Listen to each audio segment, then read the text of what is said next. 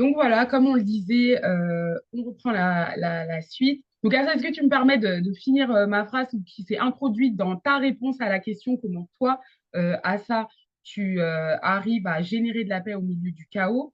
De mémoire, et s'il te plaît, corrige-moi si mon résumé n'est pas bon.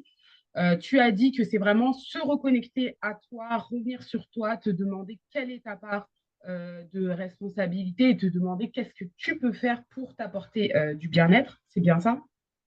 Qu'est-ce que j'ai à apprendre de la situation? Qu'est-ce que j'ai à apprendre? Je pense que je me suis rajoutée dedans avec l'histoire de bien-être. Donc, non, je sais. Tu disais que non, non, attends. Tu disais que la paix, c'est parce que avant cette question, tu disais que la paix, c'était le rire, le sourire, le fluide, les bonnes vibes. Après, bon, moi, l'idée du bien-être est importante, mais c'est bien ça, voilà. Et se demander qu'est-ce que j'ai à apprendre, voilà. Qu'est-ce que j'ai à apprendre de la situation, voilà comment toi, tu recrées de la paix à partir d'une situation hyper conflictuelle où bah, on dirait qu'il n'y a pas de paix. Et ben, ton point de départ de recréation, c'est revenir à moi, me reconnecter avec moi, se me demander quelle est ma part de responsabilité, qu'est-ce que j'ai à apprendre, qu'est-ce que j'ai à apprendre de cette situation. C'est bien ça? Oui. Merci. Et je rebondissais en disant que ce que tu dis, je trouve ça très pertinent parce que cette année, je suis revenue à cette idée-là, qui est l'idée de la réflexion personnelle, qui est le titre du livre que j'ai écrit quand j'ai démarré ce voyage de l'humanité à la paix, et que ça faisait longtemps que je n'avais pas fait, et qu'en effet, ça marche. Et j'étais en train de dire que je vais ajouter une petite pointe de pratico-pratique parce que je sais que des gens peut-être qui sont comme moi, qui n'étaient pas dans tous ces trucs de méditation, de machin, ont besoin de choses pratiques quand tu es au milieu vraiment d'une embrouille ou quoi, et que tu es prête à crier sur une personne, peut-être même à la taper ou à lui doser le coup de poing, comme on dit au Cameroun, il te doser le coup de poing. Ou bien qu'il y a des gens qui viennent et qui t'agressent en fait. Ou peu importe, le fait est que tu te retrouves au milieu de ce que moi j'appelle l'enfer se déchaîne. Et je disais qu'un truc très, très, très important, c'est le stop en fait. C'est le stop et de sortir justement de la situation. Parce que personnellement, je trouve difficile de pouvoir me reconnecter à moi-même et faire ce travail de réflexion dont tu parles, de se demander qu'est-ce que moi j'ai à apprendre en plein milieu du feu. Moi, je sais que j'ai d'abord besoin d'en sortir. Donc, ce que j'avais écrit dans mon premier article que j'avais écrit pour me rappeler déjà ça à moi-même et partager et demander l'avis des gens, j'avais appelé ça comment gérer l'oppression en allant aux toilettes. Donc, dans le cas où, oui, surtout qu'à l'époque, moi, je pensais à des situations. Aujourd'hui, je suis très honnête et très verbale sur ce que je ressens, sur ce que je vis, sur ce que je suis. Mais à l'époque, j'étais, je pense, dans l'état où beaucoup de personnes sont, ce qu'on appelle un burn-out ou des choses comme ça, où c'est un état où, en fait, tu ne t'autorises même pas, en fait, à t'écouter ou à t'entendre. Donc, tu te sens mal, mais tu ne sais pas pourquoi et tu ne veux pas t'autoriser à être mal, donc tu restes. Et en général, ce qui se passe, c'est que tu exploses d'un coup. Et toi-même, tu t'es pas vu, tu n'as pas vu en fait l'explosion venir. Et ensuite, tu rentres chez toi et tu as honte en fait. Parce que tu comprends même pas, tu comprends pas qu'est-ce qui t'a pris en fait. Moi, je sais que quand j'écrivais cet article, j'étais à une étape de ma vie où j'essayais de comprendre pourquoi j'avais des éclats de colère en fait qui avaient l'air de sortir de nulle part. Et pour le coup, même moi, je ne comprenais pas que le truc sorte d'un coup. Et c'est vrai que ce truc de m'écouter, d'ailleurs, ça reprend beaucoup les mots que tu as dit. Hein. Tu as dit que ton langage magique, c'était l'écoute. Donc, ce truc-là de m'écouter, mais d'arrêter et d'aller aux toilettes, c'est-à-dire pendant que je suis, par exemple, à table dans un truc qui n'a pas l'air violent. Parce que je pense que c'est là où aujourd'hui, on est dans une période très particulière. Je pense qu'aujourd'hui, on est dans une période, je ne sais pas si c'était comme ça avant ou pas, mais je trouve que moi, la violence la plus grande que je vis et les conflits les plus grands, c'est des conflits très silencieux et très calmes. Je ne sais pas Bah, si toi, ça ouais, rejoint la phrase faut se méfier de l'eau qui dort. ouais. Et parce que finalement, quand c'est des conflits ouverts, tu sais ce que tu as en face de toi, tu sais ce qui t'attend et tu peux réagir. Et Ouais, finalement, les conflits, ouais, les plus discrets, les plus silencieux, sont aussi les plus violents. franchement. Et c'est vrai que ce truc d'écoute, c'est important, même quand tu te dis, j'ai pas à me sentir mal à ce moment-là. Je pense que c'est le moment où il faut bien t'écouter et justement revenir à soi. Mais j'avais pas prévu, mais ça me donne envie de rebondir sur l'idée de se demander qu'est-ce que moi j'ai à apprendre. Je pense que c'est très important de faire ça pour la paix avec soi-même parce qu'au final, de toute façon, tu changes pas l'autre. Et je pense que ça, c'est aussi une erreur. Ouais. Ouais, ouais. Je vois, je sais pas si ça va être à l'image, mais à ça que tu fais non de la tête. Parce que sur Zoom, en fait, quand tu parles pas, ton image, elle ne sort pas forcément, Ah, en fait, sur ok, d'accord. l'enregistrement, ouais. Mm. Euh, ouais, Zoom, c'est comme ça. Bah, au moins, ça permet que chacun parle l'un après l'autre. C'est une autre manière. Mais zut, je sais même plus. On parlait j'ai perdu mon idée. Je sais pas, tu te rappelles le début de ma phrase? Je me rappelle pas moi-même. Super. Tu as parlé de l'écoute, de quand on se pose la Ah question de oui, qu'est-ce que j'ai à apprendre. ouais, qu'est-ce que j'ai à apprendre? Autant elle est importante pour trouver la paix, je pense, avec soi-même, et aussi ne pas faire l'erreur de continuer d'aller dans des situations qui vont toujours être conflictuelles et qui vont faire que tu vas toujours être mal. Ça, c'est ma spéciale, ça. Parce que moi, je suis tellement une je la non mais moi, je suis tellement une je la jamais la faire. Et puis, je pense comme beaucoup, de toute façon, quand tu as des douleurs, des gros blocages dans ta vie et que tu es ambitieuse, en général, ça revient bien sûr à ta relation à tes parents, des trucs très profonds de l'enfance. Et moi, mes Mm. parents, c'est ma mère. J'ai été élevée quasiment par ma mère et on a un lien très, très fort. Je veux dire, on a un lien très, très fort, sans même parler de la culture de toute façon d'où on vient, où la maman, déjà, c'est un espèce de monument dans tous les cas. Donc, c'est vrai que moi, et en plus, moi, je suis quelqu'un de très loyal. Et je n'aime pas avoir beaucoup, en fait. J'aime pas avoir beaucoup d'amis ou beaucoup de choix. Je suis quelqu'un, voilà, j'aime quand j'ai un truc, je kiffe mon truc, je fais mon truc et j'ai pas à aller goûter les autres trucs. Donc, c'est très dur pour moi de ne pas revenir et de ne pas vouloir faire la paix comme on croit qui est la paix. Viens, on fait la paix ensemble, on va se comprendre, on va s'entendre, on va se toucher. Mais là où je veux mettre le point, et je veux bien ton avis aussi, bien sûr, c'est sur cette idée de se remettre tout le temps soi en question. Comment je fais pour en effet suivre, je pense, ton conseil qui est très bon, qui est de se dire qu'est-ce que moi j'ai à apprendre, mais sans pour autant que ça me tourne en une personne qui se dit que c'est toujours moi la responsable en fait de créer de la paix avec l'autre. Tu vois ce que je veux dire? Que ça ne tourne pas en fait en un cercle vicieux d'autoculpabilisation. Parce que personnellement, moi, c'est ce qui m'est arrivé en fait.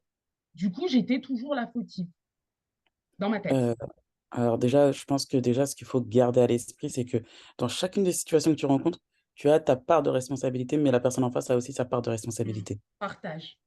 Il y a un partage des responsabilités. Mm, mm, Sinon, ça mm. veut dire que tu es en conflit avec toi-même. Et ça, Ouais. c'est un autre problème. Mais les personnes qui disent, enfin, c'est même pas une histoire de pourcentage, hein, de se dire oui, moi j'ai raison à tant de pourcents ou l'autre.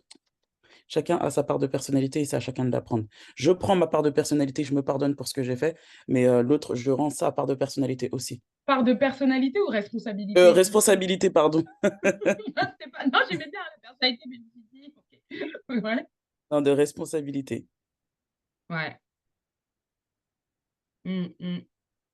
Et du coup, comment je me... Ah oui, d'accord, ok. Comment je ne me Du coup, culpabilise totalement, comment c'est en tu te restant culpabilises pas? modéré. C'est en restant C'est modéré, en... en se disant, j'ai ma part et l'autre a sa part. C'est pas tout ma Tout faute, à c'est pas fait. tout sa faute, mais je m'occupe de moi parce que c'est... Déjà, je vais pas aller changer l'autre. Les dangers de convaincre, ça c'est un article aussi très puissant. Et en effet, d'accord, ça permet de faire l'équilibre. Rester conscient. On revient encore dans ton idée d'élargissement, je trouve, quand tu nous parlais de d'aider à élargir. Donc, d'élargir aussi le truc que, certes, le conseil d'Assa, c'est de revenir à ma part de responsabilité, mais sans oublier le champ complet qui est que il y a deux parts, je m'occupe de ma part. C'est bien ça? Tout à fait. Nickel. Merci, merci, merci, merci, merci pour ce super conseil. Bon, je pense qu'on a assez exploré, on a quand même bien exploré comment faire la paix selon Assa, à moins que tu veuilles ajouter quelque chose sur. Mais c'est des pépites là que tu. Moi, je suis très, très. Bah, le truc que j'aimerais rajouter, c'est ayez autant d'amour pour vous que vous en avez pour les autres, en fait. Et ça, je pense que ça, enfin, pour moi, c'est le début de tout. Si t'as pas d'abord pour toi-même, la suite, elle va être compliquée. Et ayez autant d'amour pour vous que vous en avez pour les autres. Personnellement, moi, là, je suis à une phase où j'ai plus d'amour pour moi que pour les autres, mais je pense que c'est parce qu'il y avait un mauvais équilibre et aussi une mauvaise définition de l'amour. Il y avait aussi ça. Je ne sais pas si ça, c'est un sujet que tu explores parfois. C'est quoi l'amour parce que souvent, on dit aime-toi ou aime les autres, on utilise beaucoup ce mot. Aimer, aimer, aimer, aimer. Bah, en fait, moi, quand on me pose cette question, c'est simple, c'est pense à quelqu'un que tu aimes, autre que toi, et comment est-ce que tu fais pour prendre soin de cette personne-là? Qu'est-ce que tu fais par amour pour cette personne-là? une fois que tu as tout imaginé, que tu t'es dit: «Ah bah voilà, pour cette personne-là, j'aimerais que ça se passe comme ça pour elle, nanana, j'aimerais, lui apporter ça et ça». Bah, tu reprends tout ce que tu t'es dit et tu le fais pour toi-même. Ouais, donc c'est vraiment basé sur l'expérience déjà vécue, mais avec quelqu'un d'autre pour avoir une espèce d'effet miroir et ensuite se le réappliquer à soi-même. Parce qu'on Nickel. a plus de facilité pour le faire pour quelqu'un d'autre que pour Ouais. soi. Ouais. C'est ouais, ça aussi j'admets que c'est ce que je vis aussi comme expérience. Du coup, bah, la meilleure question, enfin moi j'aime bien parce que c'est le moment de la liberté d'honnêteté. C'est le hashtag balance ta vérité. Donc voilà, c'est la dernière question à ça. S'il y a une vérité que tu veux partager, faire un coming out peut-être sur quelque chose que tu n'as jamais dit publiquement avant. C'est l'occasion à la base. J'ai créé ça. C'est vrai qu'à la base, j'avais créé ça pour accompagner aussi les gens à faire leur coming out parce que c'est important, un coming out sur plein de trucs. Hein. Pas que le coming out classique sur son orientation sexuelle. Il peut y avoir beaucoup de choses qu'on a besoin de dire au monde ou que des fois on dit même sans s'en rendre compte en interview d'un, on ne savait pas qu'on avait ça en tête ou dans le cœur. Donc c'est le moment déjà de balancer ce genre de vérité profonde. Et en général, ce que j'invite à faire pour rester quand même dans l'instant présent et dans l'honnêteté, et puis reprendre tout ce qu'on a dit, d'être aligné sur soi, c'est d'essayer de se plonger dans le moment présent et de partir sur un je suis et sortir ce qui en sort naturellement. Mais dans tous les cas, c'est ton espace d'honnêteté, ton espace de liberté d'expression. Le hashtag balance ta vérité, on t'écoute à ça. Qu'est-ce que tu veux nous confier? Je suis hypersensible. Ouais et enfin, je sais pas si tu sais ce que c'est, mais du coup, c'est quelque chose de très gros parce que Mm, j'ai mis beaucoup de temps à l'accepter et mm. maintenant que je l'ai accepté, c'est vrai que je vois les choses d'une autre manière. Est-ce que tu veux nous en dire plus sur ta définition et ton vécu de l'hypersensibilité? Oui, bah, en fait, l'hypersensibilité, c'est le fait d'être, bah, pas hypersensible dans le sens où on pleure pour tout, mais c'est que, certains sens sont beaucoup plus développés que la moyenne et chez moi, c'est l'empathie. Donc ça veut dire Ouais. que je ressens, les émotions des autres, mais fois 1000. C'est Comment vrai que t'as... pendant Mhm, longtemps, ça m'a handicapé mhm. et bah, c'est ce truc de tu ressens tout ce que l'autre ressent, bah, que ça soit de la peine, que ça soit de la joie, que ça soit de la tristesse et cetera, de la Ouais. colère. Tu le sens et tu as l'impression que c'est toi, en fait, qui vis cette Mhm. situation-là, alors que pas du Ouais. tout Ouais. et bah, ça a demandé, bah, déjà à poser des mots, poser des limites et à apprendre à aussi retrouver le calme mentalement Ouais. et surtout c'est surtout, ouais, poser ses limites parce que, sinon tu ressens tout, tu es à l'affût de tout et tu as envie et pour le coup, tu as envie d'aider tout le monde après. Ouais. Et tu t'épuises, Tu non? finis par t'oublier, et tu t'épuises, tu finis par t'oublier et c'est toi Mhm. qui vas pas bien après. Sauf que quand toi Exactement. tu vas pas bien, bah, les autres ils comprennent pas. Bah, qu'est-ce qu'elle a? Ouais, ouais. Oh là là, je le sens passer là, ce que tu dis. Hein. Non, Ça c'est génère vrai. beaucoup d'incompréhension. Mhm. Je pense en particulier dans notre communauté, sincèrement. Et je pense en particulier chez une femme noire, je ne te connais pas très bien, mais j'ai l'impression qu'on a ça en commun, qui a l'air d'être forte et qui est souvent celle qui gère tout pour tout le monde. Donc on ne comprend pas qu'elle puisse avoir ce genre d'émotion ou de fatigue parce que c'est Hulk en fait. Donc,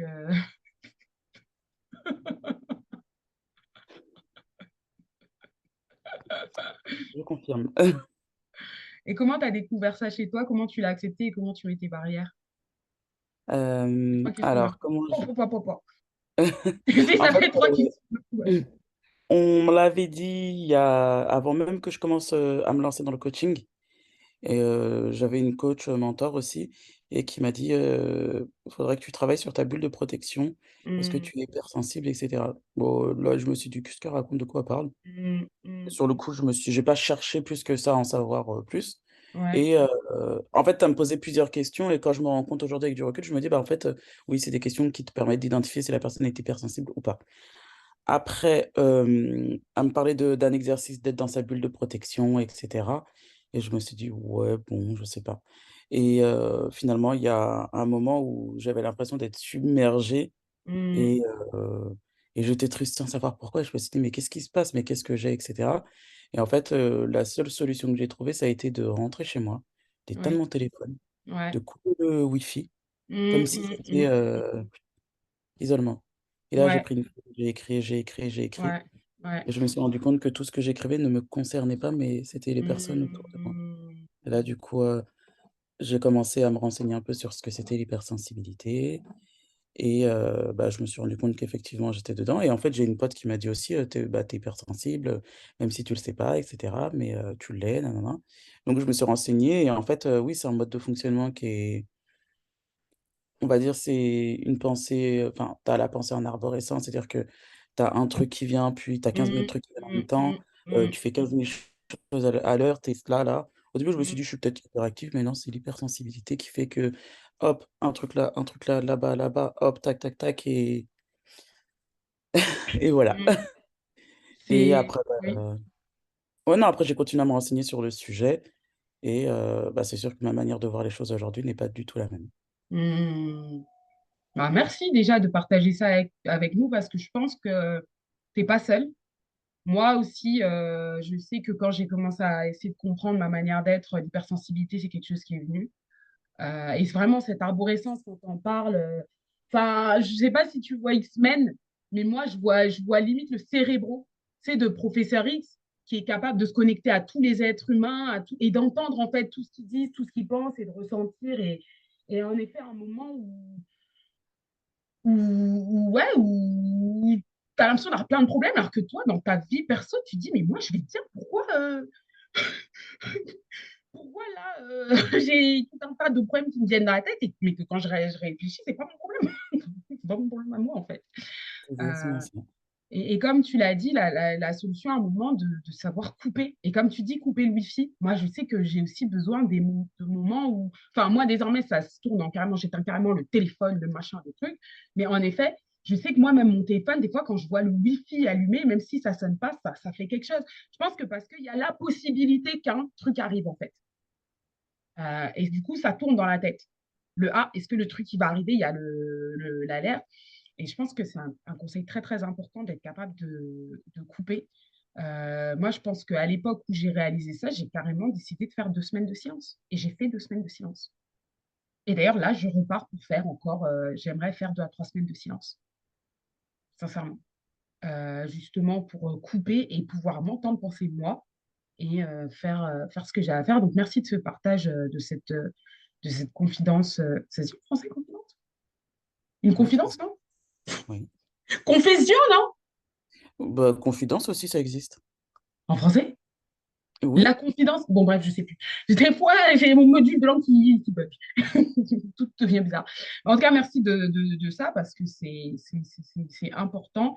Merci. Est-ce que tu as une autre vérité que tu veux nous partager avant qu'on se quitte et qu'on coupe, enfin, qu'on termine cette belle interview de Gudin qui est la tienne? là, non.